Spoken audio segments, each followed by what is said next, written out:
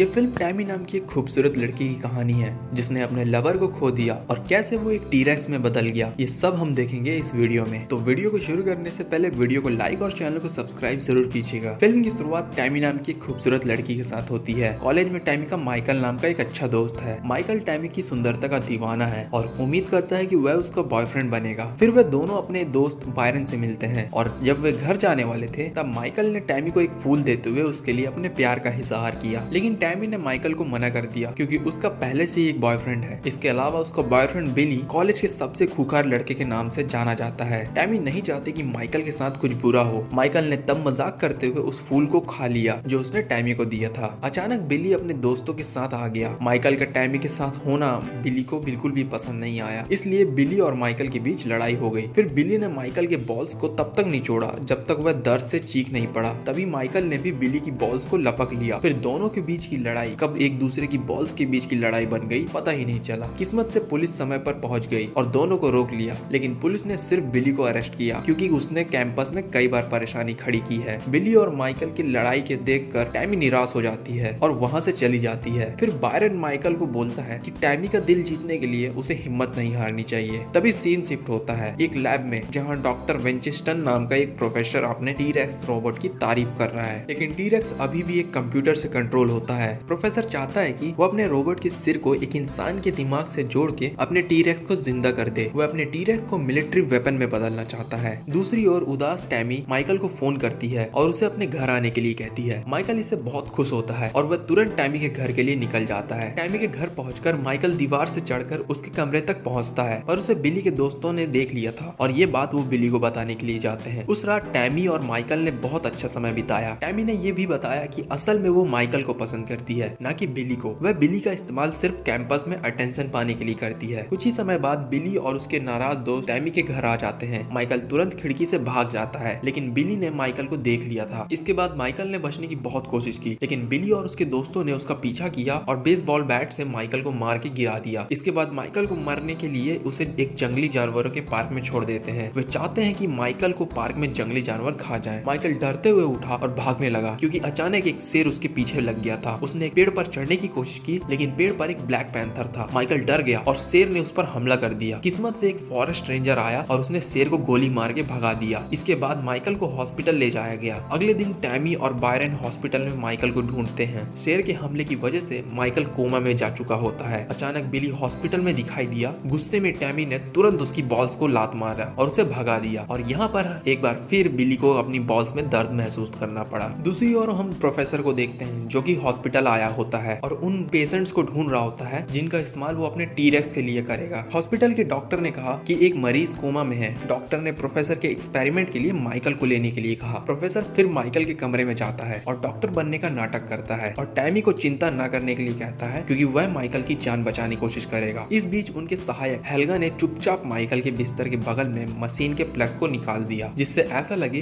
कि माइकल मर गया है। प्रोफेसर और हेल्गा ने तुरंत नाटक किया जैसे कि माइकल की हालत गंभीर है और अचानक से कहा कि माइकल अब मर गया है। इस घटना ने टैमी और बायरन को इतना सदमा दिया कि वह दोनों बेहोश हो गए। हेल्गा और प्रोफेसर ने तुरंत माइकल को हॉस्पिटल से बाहर ले आया, लेकिन जब उसे कार में बिठाया जाने वाला था तब माइकल जाग गया, लेकिन प्रोफेसर ने उसे बेहोशी का इंजेक्शन लगा दिया। माइकल को आखिरकार टी-रेक्स लैब में लाया गया। प्रोफेसर और हेल्गा ने माइकल का सिर काट कर उसके दिमाग को टी-रेक्स रोबोट से कनेक्ट कर दिया। उसका टी-रेक्स अब माइकल के दिमाग के साथ जी रहा है। फिर उसने फैसला किया कि वह कल सुबह अपना एक्सपेरिमेंट आगे बढ़ाएगा। उस रात माइकल के दिमाग की बदौलत टी-रेक्स में जान आ गई और बॉबी प्रोफेसर का सहायक टी-रेक्स का पहला शिकार बना। फिर माइकल खुद को सोता देख हैरान रह गया। उसने एक शीशा उठाया और खुद को देखकर चौंक गया कि वह टी-रेक्स बन गया था। एक गार्ड अंदर आया और एक बड़ा टी-रेक्स देखकर हैरान रह गया, लेकिन माइकल ने अपनी जान बचाने के लिए उसे भी कुचल के मार दिया और वहाँ से भाग गया। तभी फोन बूथ में उस समय एक महिला फोन पे बात कर रही थी। विशाल का टी-रेक्स को देखकर महिला तुरंत चिल्लाती हुई भाग गई। माइकल ने फिर टैमी को कॉल किया, लेकिन टैमी ने फोन नहीं उठाया। इसके बाद अगले सीन में हम टैमी और बायरन को देखते हैं जो कैंपस में एक पार्टी में है। माइकल की मौत से टैमी को गहरा सदमा पहुंचा है, लेकिन जब टैमी ने बिली को आते देखा तो वह तुरंत चली गई और कहा कि वह उसे दोबारा नहीं देखना चाहती। तभी पार्टी में माइकल आ गया और उसने टैमी और बिली को बातें करते देखा। तभी माइकल ने बदला लेने का फैसला किया। उसने बिली और उसके सभी दोस्तों को आसानी से मार डाला जिन्होंने माइकल को मारने की कोशिश की थी। उसने अपने विशाल जबड़ों से सभी को मार दिया और यहाँ तक कि बिल्ली का सर भी